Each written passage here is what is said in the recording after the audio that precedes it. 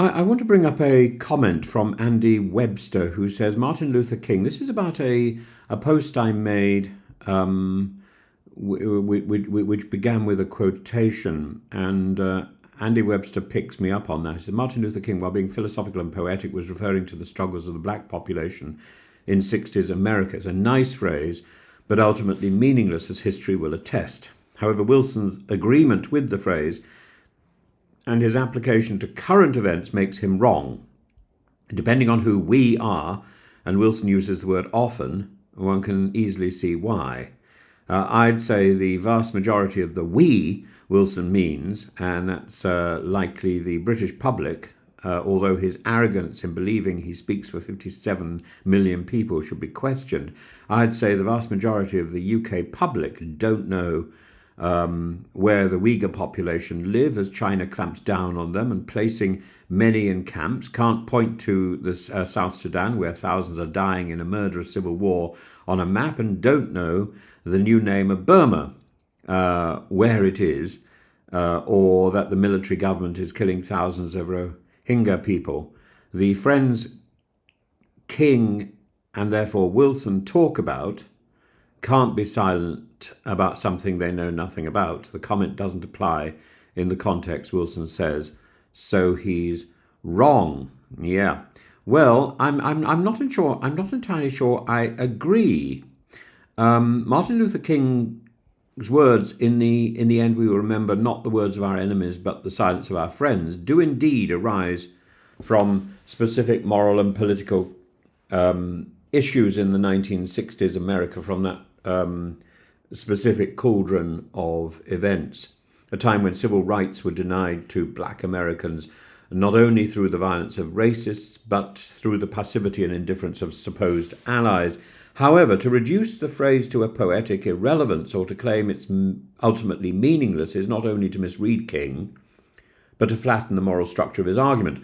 King was addressing the betrayal felt not just from overt racists, but from moderate white Americans, those who claimed to support justice but urged patience or worse remained quiet. The we, in this context, is not a demographic or national identifier, but a moral collective, the conscience-bearing community of those who claim to care, to know right from wrong. And his criticism was not aimed merely at political inaction, but at ethical abandon, the failure of those who ought to have known better.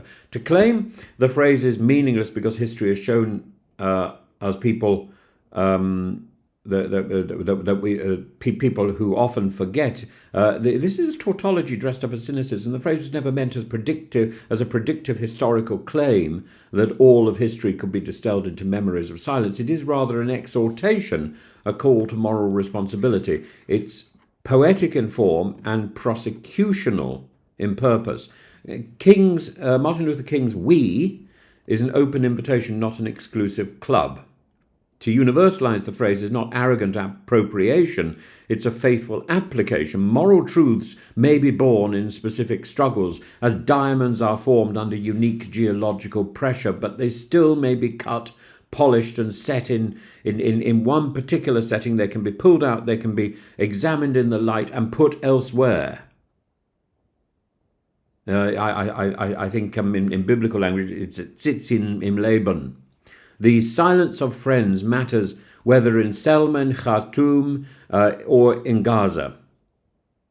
And if people are unaware of atrocities, that is not an excuse. It's a secondary indictment. Ignorance may explain silence, but it doesn't absolve people from caring, especially when the ignorance itself is willful or convenient.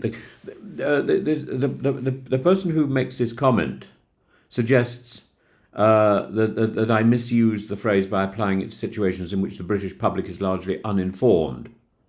But this is an evasion rather than a rebuttal. If the public is unaware of the Uyghurs, of South Sudan or the Rohingya, that is precisely the problem. Silence about the suffering of others is often accompanied by silence about silence, the refusal to learn, the refusal to look. The challenge is not to mock the use of we, but to ask why we why we care so little, why we speak so little. In fact, King's own message was that ignorance is not an excuse, but a symptom of moral slumber.